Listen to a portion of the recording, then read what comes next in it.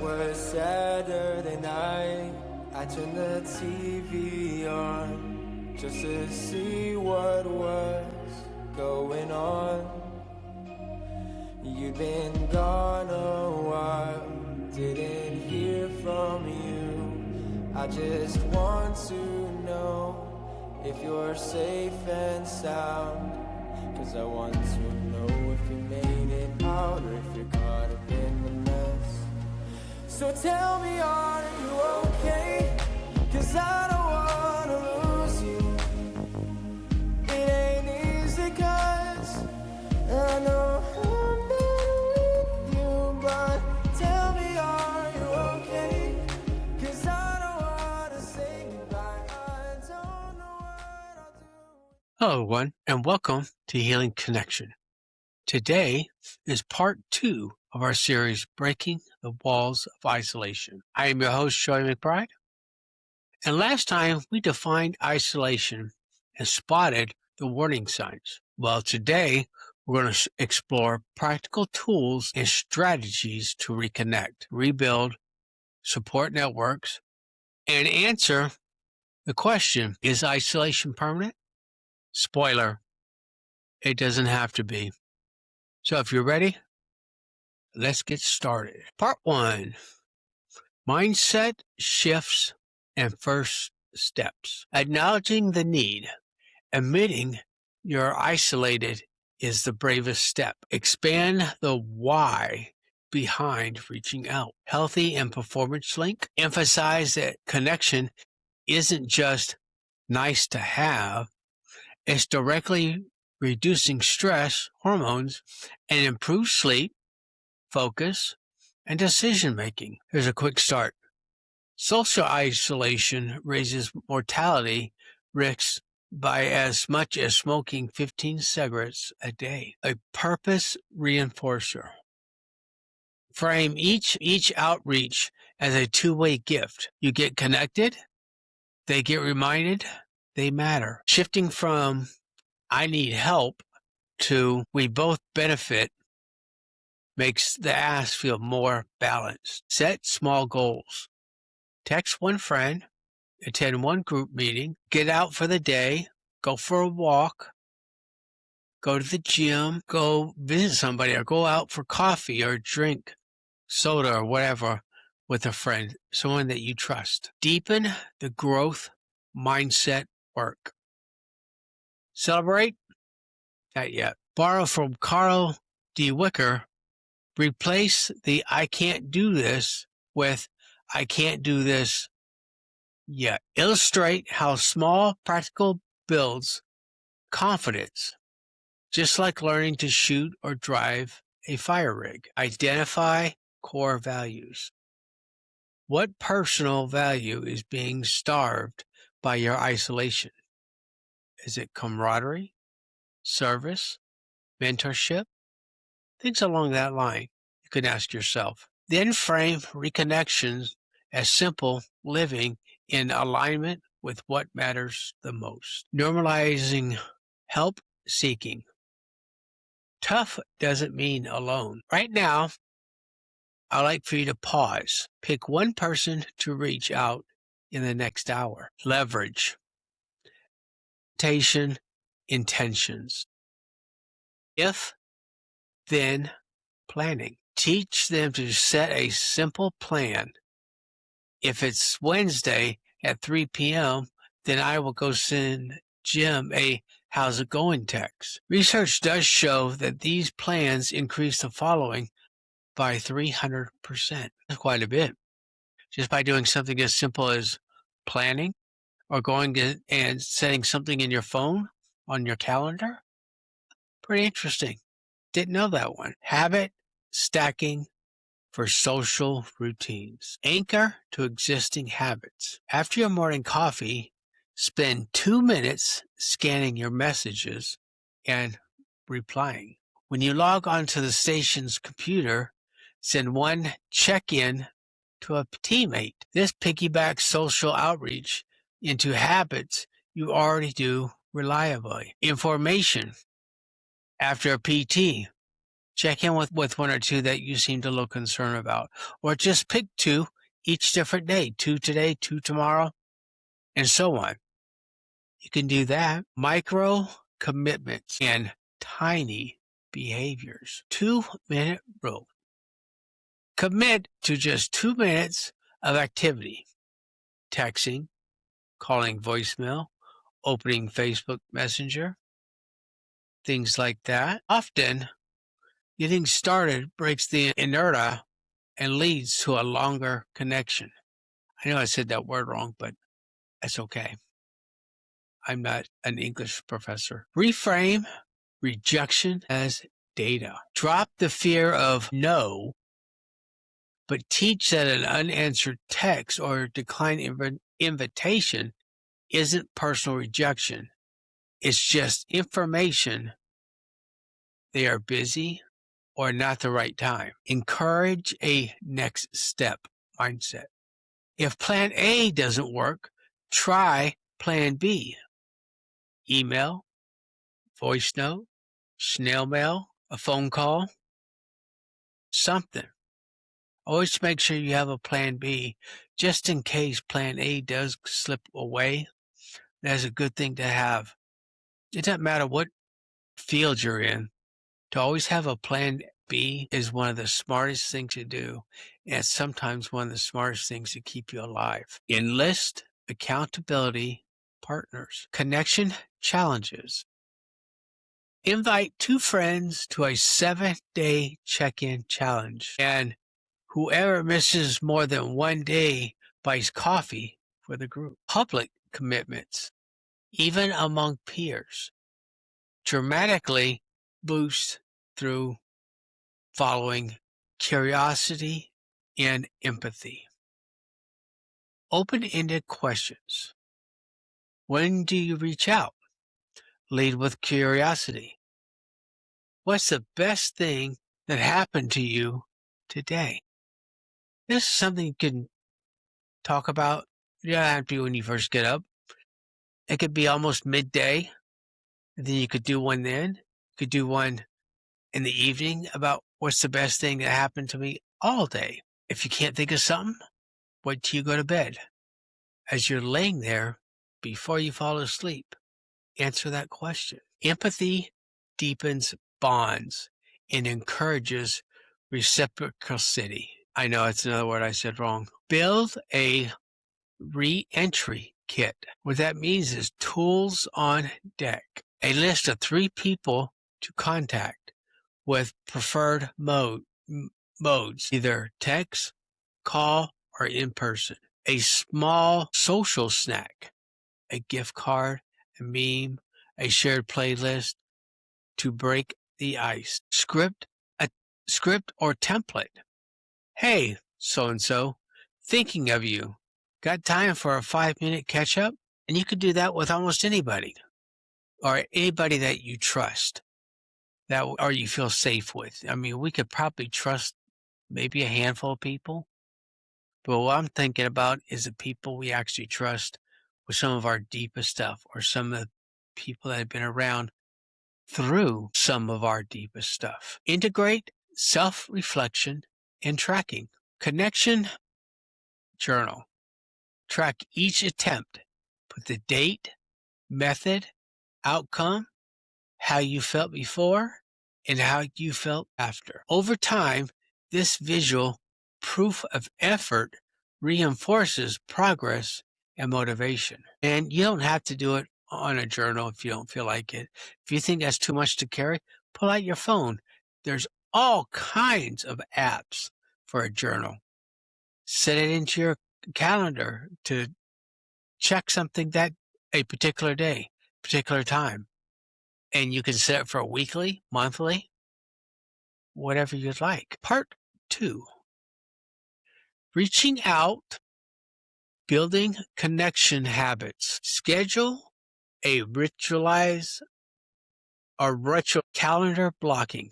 I just got done talking about that. That is so weird. Treat social time like any mission. Put it in your calendar. Block a 15-minute buddy check slot twice a week. Anybody can do that. And it's something you should do. Say you are in authority, a position. You need to check on your troops. You need to check on the people underneath you and see how each one of them is doing. It doesn't have to be every day of the week. It doesn't have to be do them all at one time. You could do a couple here and a couple there. It's entirely up to you. Habit stacking. After your morning coffee or gear check, spend 2 minutes sending one quick message to someone on your reach out list. Weekly themes. Monday, family check-in. Hey mom, hey dad, how's your week looking so far? What's been happening so far? Wednesday, peer support. Coffee after shift? Maybe. Crafting invitations that land. Low barrier invites. Frame invitations around shared interest or routines. Hey, if you're heading to PT Saturday, mind if I tag along? So I have Veteran Day 5K coming up. You want to run it together? I heard there's a fireman challenge. You want to be on my team? Or do you want to team up? Open-ended questions. Encourage dialogue, not just yes or no. What's one small victory you had this week? How did that training exercise feel from your perspective? Offer value. Make it a two-way street. I dug up some old deployment photos. Want to grab a beer and reminisce? I found a podcast I think you love. Can I send you the link? Maybe I could put a little ad in here. You can always follow. Healing Connection. That would be one. There's plenty others out there, but I'm picking mine. Part 3. Leverage digital tools wisely. Group chats and social apps. Create a small shift crew or vet coffee group in WhatsApp, Signal for daily check-ins, memes, or quick "How are you?" polls. Virtual meetups. Use Zoom or Discord for PT sessions or movie nights when geographically or schedulings don't align. Schedule a reoccurring first responders game hour or veteran trivia night. Email newsletters. Send a monthly good news bulletin to 5 to 10 friends. Short update, a joke, or a favorite article, something you learned, something you want to share. Anything would do just good for a short email. Part 4. In-person community anchors. Peer-led support circles. Join or start a small group, 4 to 8 people, that meets monthly for a structured debrief. No judgment, just what went well and what was hard. Volunteer together. Sign up as a team for a local habit build or animal shelter shift. Shared service fosters connection faster than coffee alone. Skill swap workshop. Host a firefighter for a day event for spouses or a coding 101 during the day taught by a tech-savvy vet. Learning together builds rapport. Dispatch. That's what I was trying to think. Do something with dispatch. Show people what it's like. Kind of give them a rough rundown or give them a tour. That'd be good. Give them a tour and see what it's like. Not let them get on the call, but just see and stand behind and see what it's like to answer calls throughout the day or night. Part 5. Cultivating safe vulnerability. Lead with I statements. Model openness. I've been feeling a bit off lately. Could we catch up? Try not to use the I statement so much. That can hurt you sometimes, especially when you're not, say you're in an argument. I. What about us? What about you? Turn it around so you both can share openness, so you both can tell what's on your mind. You never know. The other person may not even have a clue. So do that. Mutual disclosure. After you share a small struggle, invite them to share. That's what's been weighing on me. How have you been handling it? There you go. Normalize up and downs. Use humor or humility. I tried mindfulness meditation this week, but I ended up snoring through half of it. Yeah, I could see that. But it's something funny. Hey, it doesn't have to be that. It doesn't have to be your meditation. It could be anything. Something is bound to happen that's funny to you during that day. Part 6, accountability and follow through. Connection challenges. Ditch isolation with a 7-day check-in challenge. Commit publicly among trusted peers to reach out daily. Celebrate at the end with a virtual hangout. Tracking progress. Keep a small log, date, person, method, and one takeaway. Review it weekly enforces a habit, and vice versa. Templates and scripts to get started. Part 7. Text template. Hey, so-and-so, been thinking about you. Any chance you're free for a quick call this week? There you go. Voice note opener. Just wanted to say hi and see how you're holding up. Your voice always seems to brighten my day. Let them know just how special they are. In-person ask. I've really missed our talks. How about lunch at the station next Tuesday? Use calendar reminders. Treat social time like any other appointment. I've really got to do that about going to the gym. Therapeutic tools and professional supports. Peer support programs. Firehouse debriefs. Veteran coffee groups. Caregiver circle. Peer support groups. Spouses gathering kinds. Counseling and group therapy. A vet center readjustment groups. EAP for first responders. Now, you can also call or text 988. You don't always have to be in a crisis to call them. You can call them anytime you want, when you want to talk to somebody, or you don't know who else to talk to.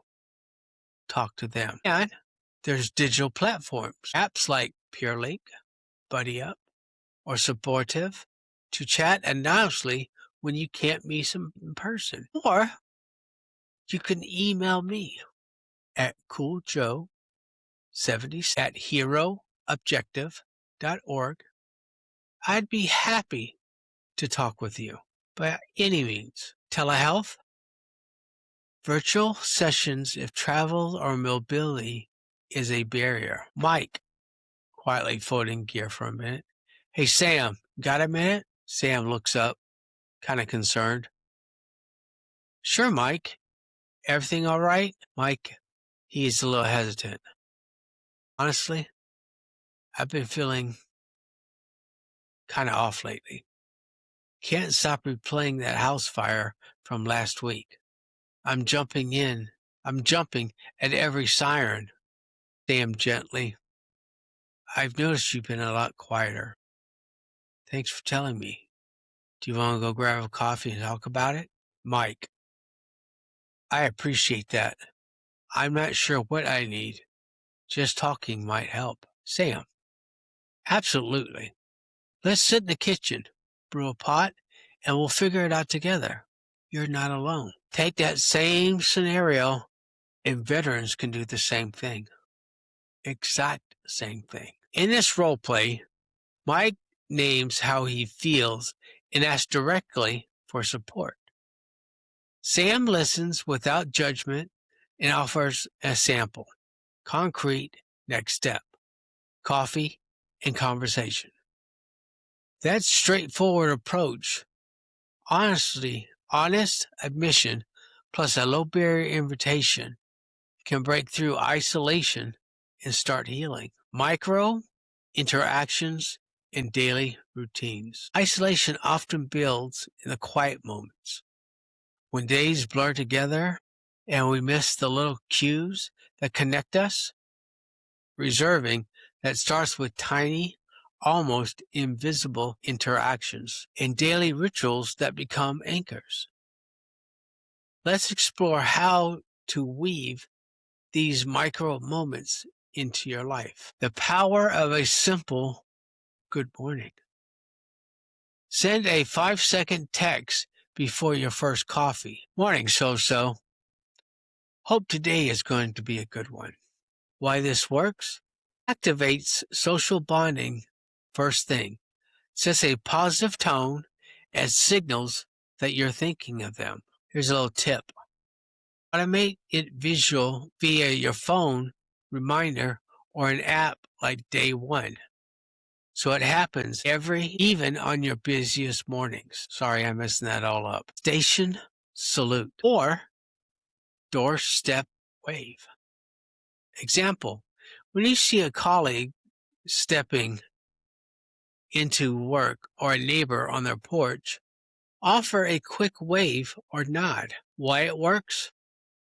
Nonverbal signals of acknowledgement releases oxytocin and reinforces community identity. Make it playful. Add thumbs up or a quick how you doing to make it memorable. One sentence gratitude at shift end. Before you clock out, share one thing you appreciated about that day in the group chat. Today's win. Squad stayed tight under pressure. Proud of y'all. Why this works? Shift focus from stress to positive reflection and keeps you connected even if you're heading in a different direction. Here's another one. Keep a pinned gratitude channel in Slack or Signal so that everyone can see and reply. The 2-minute check habit. Here's an example. Every couple of hours, pause for 2 minutes to send or respond to a quick message. You good? Or you need anything? Why this works? It prevents drift into silence and builds a sense of team vigilance and care. But I'm sure I'm using a lot of big words today. Here's a tip. Use task management apps, to-do lists, Apple reminders to prompt to you on the hour. So I'll get it right. Morning, wins and woes, ritual at home. Over breakfast, each person names one win and one woe from the previous day. Why this works?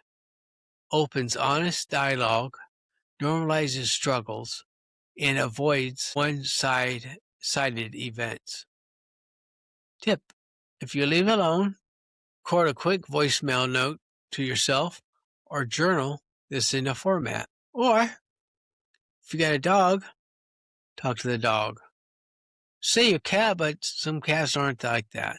Dogs, a different story. They'll sit there and listen to you. Post-shift decompression cues. Designate a 5-minute ritual immediately after a tough shift. Make a cup of tea, play a few favorite songs, stretch, then send a "I'm back" text to a loved one. Why this works? It creates a clear boundary between work and personal life.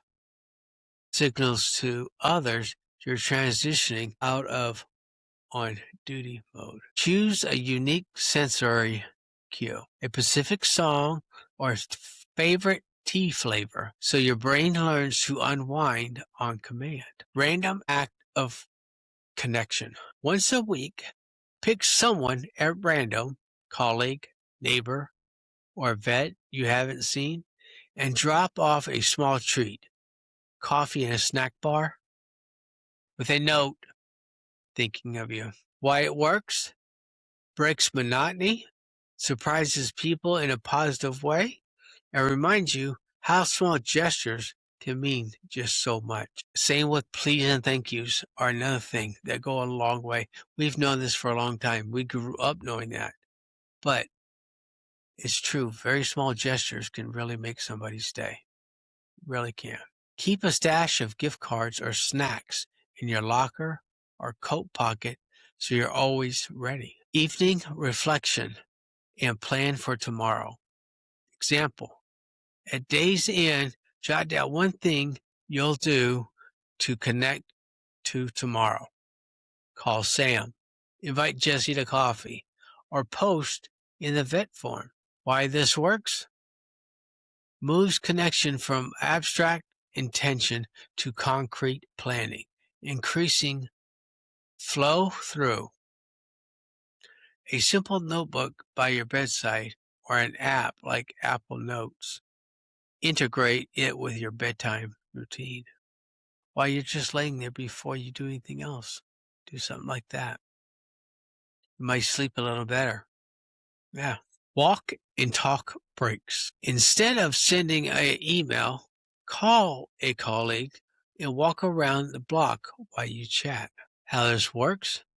Combines movement, which boosts mood, with social interaction, creating a double dose of connection and being well kept. Keep a phone holder in your pocket and schedule it into your midday break. Micro rituals in gear up and gear down. In the locker room or at the fire station, before you put on uniform or gear, spend 30 seconds to say one intention.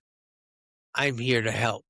And after, one debriefs, I did my best. Why it works? Brings mindfulness to routine, builds shared culture, and open space for a quick teammate to check in.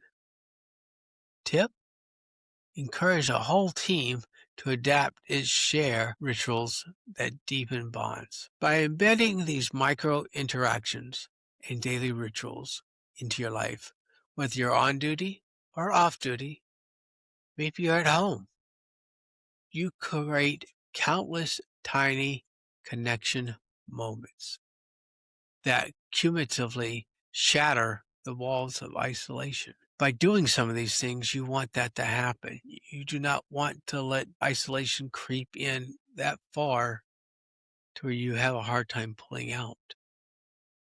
None of these take more than a few seconds or minutes, which is very true. But they remind you and those around you that you're seen, you matter, and most of all, importantly, you're not alone. Rebuilding community after transition or injury adaptive activities. Wheelchair sports, PTSD-friendly yoga, online gambling clans, mentorship roles, offer to mentor recruits, new caregivers, or transitioning service members. Service project. I know there's quite a few of these out there. Organize a local cleanup, food drive, or animal therapy visits. All those are great. They really are. Unless you are having a very rough day, then I wouldn't do, what is it? Never mind. A vet paralyzed in service started a virtual coding club, connecting him with others and sparking a new friendship. Technology and innovation to bridge gaps. One of the most exciting frontiers in combating isolation is the explosion of tech tools designed to keep us connected even when at a distance. Injury or odd schedule gets in the way. In this segment, we'll explore 5 categories of innovation, real examples you can start using today, plus a glimpse at what's on the horizon. 1. Telehealth and virtual therapy platforms. Telehealth is a revolutionized access to counseling and peer support. No more fighting traffic or missing work to see a therapist. You log in from your phone or laptop. If you're doing this at work, make sure you get permission. Make sure you're not busy so you have plenty of time to listen. Veterans Crisis Line, Vets Chat, text, or video chat with a counselor 24/7. Schedule a recurring weekly teletherapy slot and treat it just like a shift. Benefits: reduce geographic barriers, keeps you accountable, and many platforms offer evening and weekend hours. Number 2, mental health and connection apps. There's an app for almost every need out there. Grounding exercise, mood tracking, peer support check-ins, even community forums. A quick overview: PTSD Coach, free VA app, offers guided breathing, self-assessment, and coping tools. Headspace for Veterans provides free meditation packs designed for trauma survivors. Buddy Checkup connect you to a network of peers for scheduled check-ins and instant messaging. How to start: pick one app this week. Set a daily reminder to open it for 3 to 5 minutes. Why it works: embed support into your pocket, so reaching out becomes as easy as unlocking your phone. Number 3, virtual reality expose and resilience training. VR isn't just for games. It's now clinically used to help process trauma and practical social scenarios. Clinical RV for PTSD. Programs like Brave Mind let veterans safely relieve and then reframe difficult memories under a therapist's guidance. Virtual peers meet up. Platforms like VR Chat Host, Firehouse Lounge, or veteran hangouts in virtual spaces. Avatars share stories around like a campfire. Getting involved: look for a local VA medical center or university reaches trial offering VR therapy.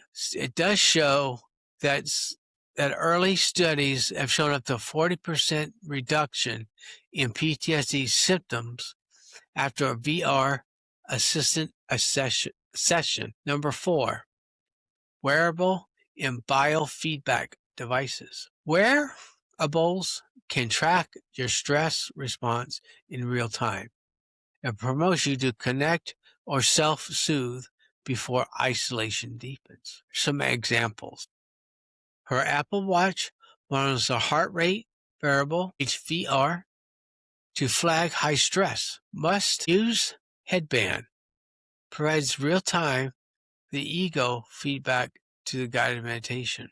Integration tips: pair your device with an app that you've already chosen. Set it to send time for a break alerts to your peer group. Why it helps: objective data can break through self-judgment. When your watch buzzes, it's not you failing, it's a neutral prompt to pause and reconnect. Number 5, AI chatbots and virtual companions. As we all know, AI is moving along very rapidly these day and age. It's also emerging as a 24/7 check-in buddy, especially useful for those hardest to reach. Chatbots, Woebot and WISE, W-Y-S-A, offer evidence-based CBT exercises via conversational AI. You can vent anytime, and bots guides you through coping strategies. Social bots. In some pilot programs, companions like robots or Malibu visits elderly or disabled veterans at home, reminding them to take their meds, prompting simple check-in, and forwarding alerts to human contact if concerns arise. Consideration. Always treat bots as a supplement, not a replacement for human connection. Use them to bridge gaps, then follow up with a real person. Technology isn't a substitute for genuine human connection, but it is a powerful bridge when life's demands, locations, or health barriers make face-to-face tough. Whether it's a quick teletherapy session, a morning gratitude ping via an app, a VR hangout with your crew, or a biofeedback alert that tells you to text your buddy, leverage these innovations to keep isolation at bay.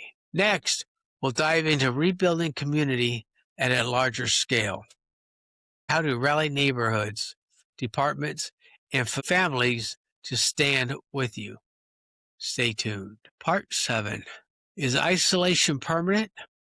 The path forward. You've heard the warning signs, practiced the micro interactions, and explored cutting-edge technology. Now the question remains, is isolation permanent? The answer is clearly no. But like any challenging condition, it requires ongoing care and attention. View isolation as a relapsing condition, analog to physical injury, just as a muscle tear can flare up if you stop exercising. Isolation can reappear during stress or life changes. Normalize ups and downs. You might feel connected for months, then hit a rough patch, new development, anniversaries, a shift in a family role, or global crisis. That's not failure, it's just human. 2. Build your personal connection plan. Trigger identification. List key stress or late shifts, anniversaries, injury flare-ups that tend to pull you into isolation. Early interventions. For each trigger, assign a specific action. If you miss 2 weekly check-ins, call your buddy. If you notice 3 nights of poor sleep, schedule a peer chat or teletherapy session. Backup supports. Keep a plan B list always. Mental health hotlines, support groups, team leads, so you never face isolation without a net. Part 3. Lifelong practices, not one-time fix. Daily and weekly rituals. Continue micro interactions and check-ins even when life feels good. They're your immunity boosters against isolation. Seasonal reviews. Every quarter, revisit your connection plan. What's working, what needs tweaking, and add a few tools if you need. Part 4. Enlist your community as allies. Share accountability. Recruit 2 or 3 trusted peers to remind each other when you sense withdrawal. Public commitment. If you tell your crew or family about your connection plan, you're more likely to follow through. Shared habits, shared goals, and build around success. Part 5. Celebrate your resilience and growth. Track your wins. Keep a connection journal of each reach out and its positive outcome. Reviewing it reminds you of how far you've come. We try that again, but in different words. If you keep a journal or on your phone, it doesn't really matter.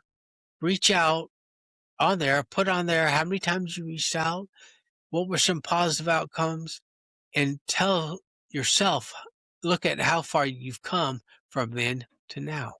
Mindset shift from, will I ever break isolation, to how can I maintain my connections today and tomorrow? Isolation doesn't have to be a life sentence. With a flexible plan, ongoing rituals, community support, and self-compassion, you can keep your walls down and your connections strong for life.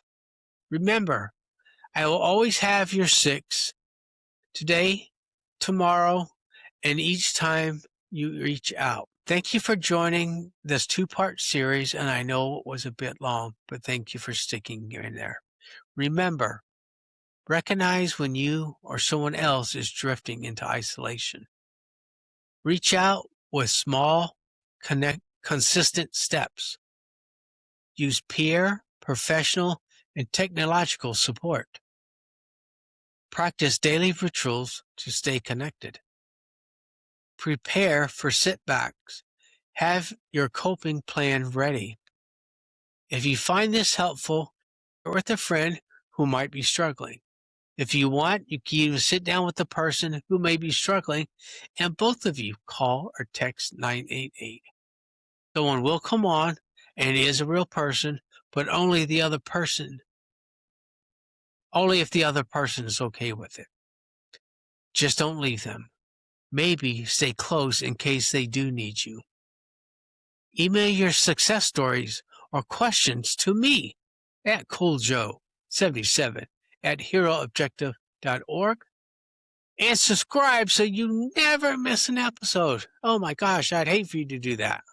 Above all, know this. Isolation isn't forever. Isolation isn't forever. I will always have your six.